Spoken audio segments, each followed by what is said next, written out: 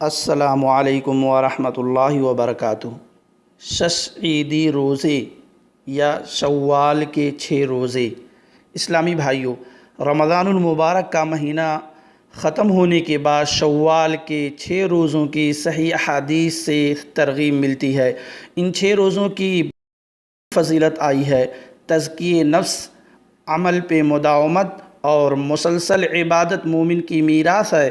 جہد مسلسل کے ذریعے بندہ معمولی عمل سے رب کو پا لیتا ہے اور اس کی رضا حاصل کر کے رحمت و مغفرت کا مستحق بن جاتا ہے۔ حدیث میں ہے، ان ابی ایوب الانصاری رضی اللہ عنہ ان رسول اللہ صلی اللہ علیہ وسلم قال: من صام رمضان ثم اتبعه 6 من شوال فکأنما صام الدہر کلہ۔ رواہ مسلم 1164۔ حضرت ابو ایوب انصاری سے مروی ہے، رسول اللہ صلی اللہ علیہ وسلم نے فرمایا، جس نے ماہ رمضان کے روزے رکھنے کے بعد شوال میں 6 روزے رکھا، گویا اس نے پورے سال کے روزوں کا ثواب پا لیا۔ یہ حدیث ماہ شوال میں 6 روزوں کی فضیلت پر دلیل ہے۔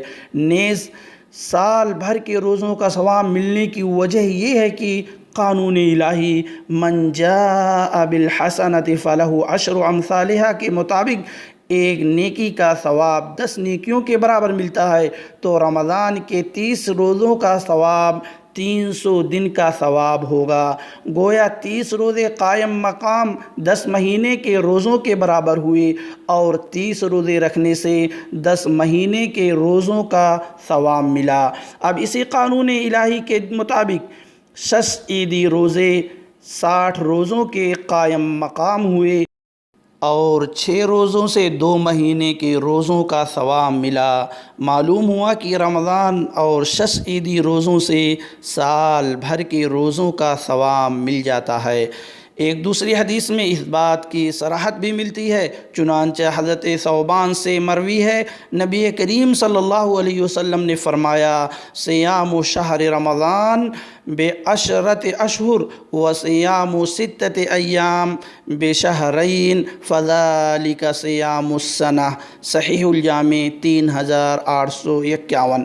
یہ اللہ تعالیٰ کا اپنے بندوں پر فضل ہی ہے کہ معمولی سی محنت پر انہیں پورے سال کے روزے کا اجر عطا کرتا ہے۔ لہذا مسلمانوں کو چاہیے کہ ان دنوں کے روزے رکھیں تاکہ اس عظیم فضیلت کا مستحق بن سکیں، اور اس لیے بھی کہ ان ایام کے روزے رکھنا انسان کے روزے سے محبت اور اس کے تئیں دلچسپی کی نشانی ہے، اور یہ کہ اس کا اہتمام کرنے والا روزے کو بھاری نہیں تصور کرتا ہے اور نہ ہی اس سے بوریت محسوس ہوتی ہے۔ اس میں کوئی شک نہیں کہ روزہ افضل ترین عبادات میں سے ہے۔ اسی طرح دیگر نوافل ہی کی طرح نفلی روزوں کا یہ فائدہ ہے کہ اگر جانے انجانے میں فرض روزے میں کوئی خلل رہ گئی تو یہ اسے پورا کر دیتے ہیں۔ اسی طرف اشارہ کرتے ہوئے نبی صلی اللہ علیہ وسلم نے نماز کے بارے میں فرمایا: اللہ تعالیٰ قیامت کے دن فرشتوں کو حکم دے گا کہ دیکھو، میرے بندے کے نام اعمال میں کچھ نوافل بھی ہیں، چنانچہ اس سے اس کے فرائض میں واقع کوتاہی کی تکمیل کی جائے گی۔ اسی طرح دیگر اعمال کا بھی ہوگا انشاءاللہ۔ اس حدیث کو امام ترمذی، نسائی، ابو داؤد اور امام احمد نے روایت کی ہے۔ اسی طرح نفل روزوں کے ذریعے ایک مسلمان اللہ کے بالکل قریب ہو جاتا ہے اور اسے اللہ کی محبت مل جاتی ہے۔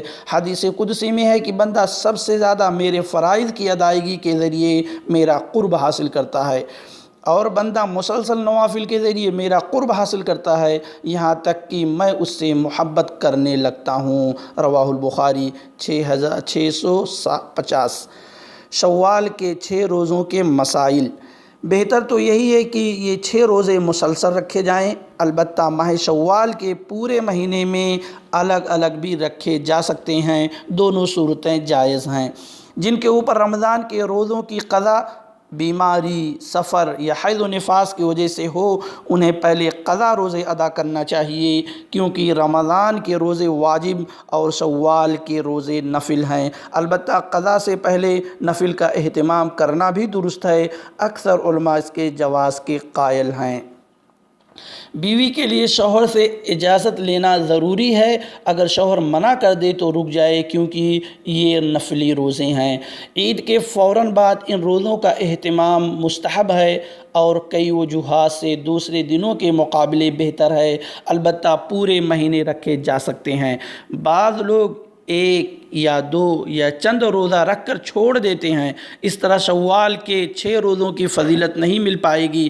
ہاں اگر کسی کو مجبوری لاحق ہو گئی جیسے سفر، بیماری، تو ایسے لوگوں کو اللہ تعالی مکمل اجر دے گا، جیسا کہ نبی اکرم صلی اللہ علیہ وسلم نے فرمایا اذا مرض العبد او سافر کتب له مثل ما كان يعمل مقیما صحیحا، رواہ البخاری 2996۔ اگر رمضان کے بعض روزوں کی قضا باقی ہے تو ایک ہی نیت سے قضا اور شوال کے 6 روزوں کو جمع کرنا صحیح نہیں ہے، کیونکہ رمضان کے روزے فرض ہیں اور شوال کے روزے نفل، اور ان دونوں کا الگ الگ ثواب بھی ہے۔ ایام بیض سوموار یا جمعرات کے ساتھ شوال کے 6 روزے ایک ہی نیت سے رکھے جا سکتے ہیں، جیسا کہ علماء کے اقوال ہیں۔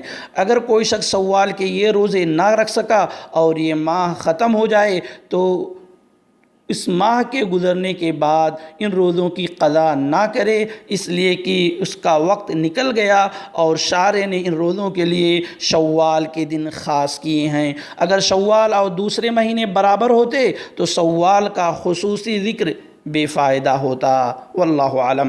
البتہ کسی نے 5 روزے رکھے اور ایک روزہ عذر شرعی کی وجہ سے چھوٹ گیا تو بعد والے مہینے میں ایک روزہ مکمل کر لے اور اللہ تعالیٰ سے رحمت کی امید رکھے۔